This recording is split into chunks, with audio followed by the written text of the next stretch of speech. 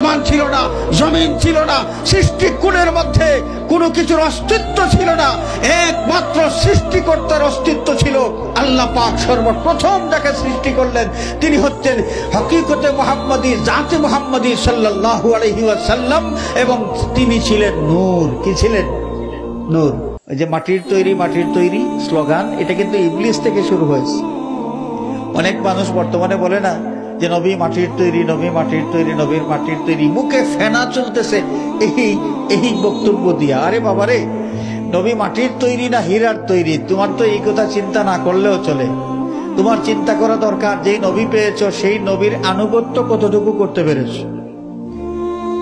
নবী কিসের তৈরি এটা নিয়ে তোমার মাথা ঘামানোর কি দরকার? আর মাটির তৈরি তো একজন, তিনি হচ্ছেন বাবা আদম আলাইহিস সালাতু ওয়াস সালাম। দ্বিতীয় কোন মানুষকে আল্লাহ রাব্বুল আলামিন মাটি দিয়ে তৈরি করেছেন এইটা তো আল্লাহ জানান নাই। আল্লাহ জানিয়েছেন আদম সন্তান যারা, এদেরকে মিশ্রিত তরল পদার্থ থেকে সৃষ্টি করেছেন।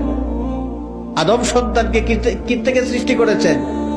মিশ্রিত তরল পদার্থ থেকে সৃষ্টি করেছেন। আর মাটির তৈরি কায়া একমাত্র আমাদের বাবা আদম আলাইহিস সালামের। তো আমাদের নবীজি মাটির তৈরি না নূরের তৈরি না হীরার তৈরি, এই নিয়ে বিতর্ক কি দরকার রে বাবা?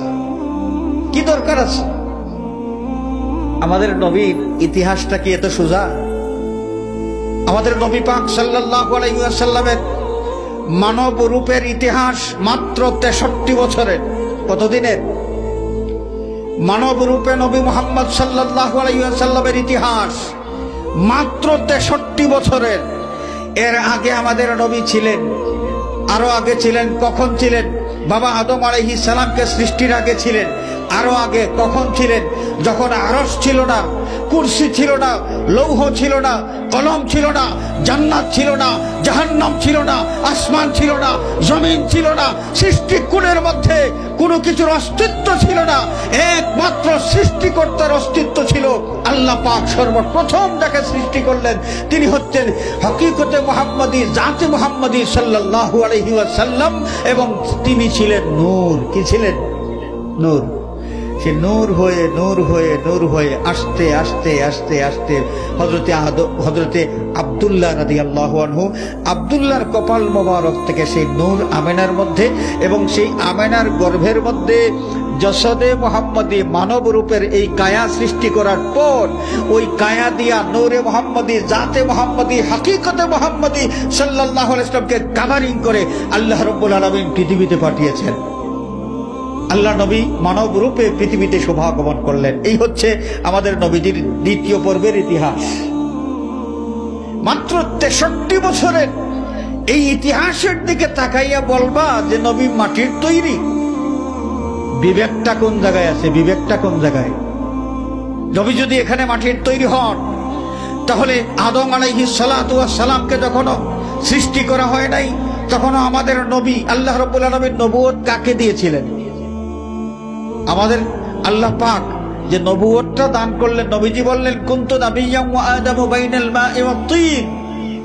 পানি এবং মাটির মধ্যে যখন আদম গোড়াগড়ি করেন, ওয়া আদামু বাইনার রূহি ওয়াল জাসাদ, আদম আলাইহিস সালাতু ওয়াস সালাম তার কায়া সৃষ্টি করা হয়েছে, জীবন তখনও পান নাই। আমাদের নবী বলেন যে আমি তখনও নবী। সুবহানাল্লাহ, তখনও নবী। এই নবুয়তটা আল্লাহ পাক কাকে দান করেছিলেন? কাকে দান করেছিলেন? তখন কি এই যে মাটির কায়াওয়ালা মুহাম্মদ সাল্লাল্লাহু আলাইহি ওয়াসাল্লাম ছিলেন? মাটির কায়াওয়ালা মুহাম্মদ সাল্লাল্লাহু আলাইহি ওয়াসাল্লাম তিনি তো জন্মগ্রহণ করেছেন আমেনার গর্ভ থেকে, মক্কার কুরাইশ বংশে আমেনার ঘরে। কিন্তু যখন আল্লাহ পাক প্রথম নবুয়ত দান করলেন, তখন কি মাটির কায়ার মুহাম্মদ ছিলেন? মানব রূপে নবী মুহাম্মদ ছিলেন। তো কাকে দিলেন নবুয়ত? নূর মুহাম্মদ সাল্লাল্লাহু আলাইহি ওয়াসাল্লামকে আল্লাহ রাব্বুল আলামিন নবুয়ত দান করেছিলেন।